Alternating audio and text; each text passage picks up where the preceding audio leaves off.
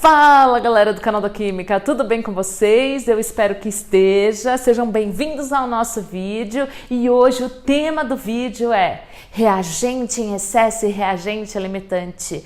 Ai, pelo amor de Deus, eu me desespero cada vez que eu ouço falar em estequiometria. Não se desespere. Olha só, se você tem dificuldade nesse tema, já assiste o vídeo que eu deixei aí no link na descrição, que ele te dá algumas dicas de como resolver problemas sobre esse assunto. Agora, hoje a gente vai falar especificamente de reagente em excesso e limitante. Aí você pode me perguntar, tá, por que não se coloca então já exatamente os reagentes na proporção calculada, porque aí não precisa nada de reagente em excesso e limitante? Gente, é que na prática algumas variáveis podem requerer que use esse tipo de coisa. Por exemplo, você pode ter uma reação com reagentes mais impuros, você pode ter uma reação, por exemplo, uma questão econômica. Veja só, essa reação que eu estou dando aqui como exemplo para vocês é uma reação de obtenção do etanol. É uma das possíveis obtenções do etanol, porque ele pode ser obtido por várias técnicas. E aí, nesse caso, por exemplo, ele reage com quem? Com a água. Reagindo com a água, eu pergunto, qual dos dois reagentes você acha que é mais fácil de se obter, é mais barato de se obter? É a água, né, gente? Então, veja só, aí já vem a primeira dica do canal, porque assim, se é a água mais fácil de encontrar ou de repente é mais barata, então por isso que eu tô falando, por essas variáveis, por outras também, é a água que eu vou utilizar como reagente em excesso, ou seja, eu vou colocar a mais para garantir que todo etileno seja consumido. Opa, aí já vem aí um pouquinho da definição do que é reagente em excesso e reagente limitante. O reagente limitante é o que vai determinar ou que vai limitar a quantidade de produto obtido, a quantidade de produto formado. Já o reagente em excesso, como o próprio nome diz, né? Eu vou colocar a mais proporcionalmente para garantir que todo reagente limitante seja consumido. Tá, mas aí você vai me falar, mas eu quero saber calcular isso daí. Ok, gente? Tudo bem, vamos lá calcular. Vamos ver um exemplo aí na prática. Primeiro vamos ler e entender esse problema. Olha só, o hidróxido de ouro 3, até porque ele possui mais de uma valência, é usado na eletrodeposição de ouro sobre outros metais. Pode ser produzido através da reação representada abaixo. Então, aqui está a reação. Para preparar um suplemento de hidróxido de ouro, um químico de uma unidade de eletrodeposição industrial misturou 20 gramas de KaOCl4 com 25 gramas de Na2CO3, ambos dissolvidos em grande excesso de água.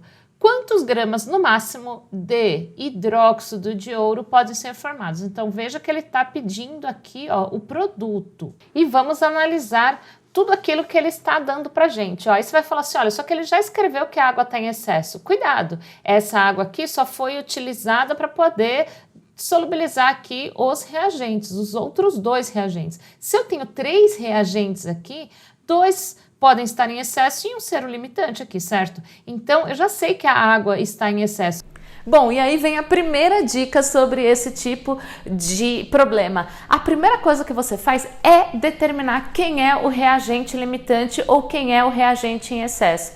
Aí você vai me falar, tá, muito fácil você falar isso, mas como eu faço isso? Então vem aí a segunda dica. A segunda dica é, sempre faça uma simulação. Faça uma verificação para saber quem é o reagente em excesso e limitante. Escolha um dos dois para poder fazer isso. Olha só como a gente faz.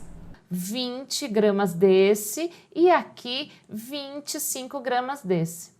Colocadas as informações, veja só, a primeira coisa que você precisa analisar é se realmente a reação está balanceada. Nesse caso, eu já estou te dando essa reação balanceada, então facilita. Mas sempre verifique se essa reação realmente está balanceada, porque caso contrário, se você fizer toda essa conta, toda a conta que a gente vai fazer aqui sem balancear, você já vai perder todo o seu problema. Então, vamos fazer a simulação. Olha só, aqui ele está dando 2 mols de KaOCl4, certo? Olha só, se eu somar as massas desses elementos aqui, eu vou ter 377,9 gramas por mol. Só que, veja, eu tenho 2 mols, então aqui a massa disso será, então a massa de 2 mols desse composto será 2 vezes 377,9. Assim como se eu for na tabela periódica e buscar 16 vezes 3, mais 12, mais 23 vezes 2, aqui somar tudo, isso daqui vai dar uma massa de 106 gramas por mol. Só que veja só, aqui eu tenho 3 mols, então ó, 3 vezes 106. Então aqui eu estou representando o Na2CO3, aqui eu estou representando o KaOCl4. Muito bem. E agora o que a gente vai fazer para simular isso, como foi falado aí na dica? Então, eu vou escolher um desses dois. Tanto faz, pode escolher aquilo que você quiser. Então, por exemplo, eu vou escolher aqui ó, o 25. Então, vou colocar aqui, vou fazer a simulação de 25 gramas. E aqui eu vou colocar X. Ah, mas eu pus 20 gramas. Ok, mas é isso que é fazer a verificação. Eu estou fazendo uma simulação para ver aqui qual é aquele que é o limitante, qual é aquele que está em excesso. Então, veja, aqui o resultado dá, fazendo essa regra de 3 aqui, dá 59,4 gramas de KaOCl4. Olha só. Isso aqui é fazer uma simulação. Então, eu estou fazendo essa simulação para saber o quanto deveria ter dessa substância, desse composto. Para 25 gramas de carbonato de sódio, eu deveria ter 59,4 desse composto. Só que eu só tenho 20 gramas. Se eu só tenho 20 gramas, então veja, fazendo a comparação, eu coloquei 20 gramas e eu deveria ter 59,4. Então, vocês concordam comigo aqui que 20 é o que foi colocado? Esse é o real. Então, eu coloquei bem menos do que eu precisava, certo? Então, esse daqui, essa substância é que será o meu reagente limitante. É ele em que vai determinar a quantidade de produto formado, ou o máximo de quantidade de produto formado. Por quê? Porque eu coloquei menos do que precisaria. Vamos fazer o contrário? Como eu disse na dica que eu dei para vocês, vocês podem escolher qualquer um dos dois, certo? Então, vamos montar aqui colocando com 20 gramas dessa substância em relação a esse outro reagente. Então, agora, essa vai ser a minha incógnita. Fazendo esse cálculo, eu vou obter 8,4 gramas. De quem? Desse outro reagente, ou seja, do Na2CO3. Então, fazendo a comparação, nesse caso, vamos imaginar que o que você tivesse escolhido para fazer a simulação tivesse sido o carbonato de sódio aqui. Então, você colocou 25 gramas, certo? Essa foi a quantidade real que você colocou. E veja o quanto você precisava. Você só precisaria de 8,4 para poder reagir com os 20 que você fez a simulação. Então, nesse caso, o reagente Na2CO3 está em excesso. E aí, gente, vem a terceira dica. A terceira dica é o seguinte: se o reagente limitante é aquele que determina a quantidade de produto formado, é sempre ele, o reagente limitante, que eu vou utilizar como referência para poder fazer cálculo de quantidade de produto formado.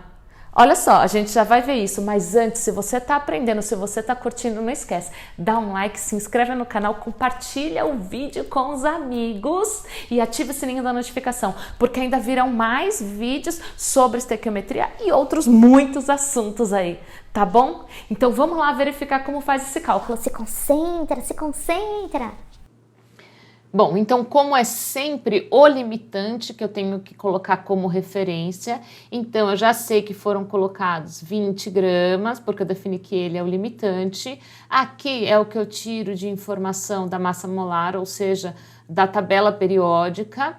E aí eu vou fazer a mesma comparação com o produto que eu quero achar. Porque ele quer saber quantos gramas de hidróxido de ouro aqui que eu vou encontrar, ou que podem ser formados. Quando eu faço a somatória aqui das massas, aquilo que eu encontro na tabela, então aqui 1, aqui 16, essa somatória vezes 3, mais 197 aqui do ouro, então eu vou achar um valor de 248 gramas por mol. Porém, eu tenho 2 mols, cada 2 mols desse formam 2 mols desse, então, ó, 2 vezes 248. Fazendo essa continha aqui, eu vou achar um valor de 13,1 gramas de hidróxido de ouro. Gente, esse foi o tema da nossa aula de hoje. Eu espero que vocês tenham curtido, eu espero de coração que vocês estejam aprendendo e aproveitando toda a informação que eu tô passando aí pra vocês, ok? Beijos, bons estudos, não esquece de avisar os amigos.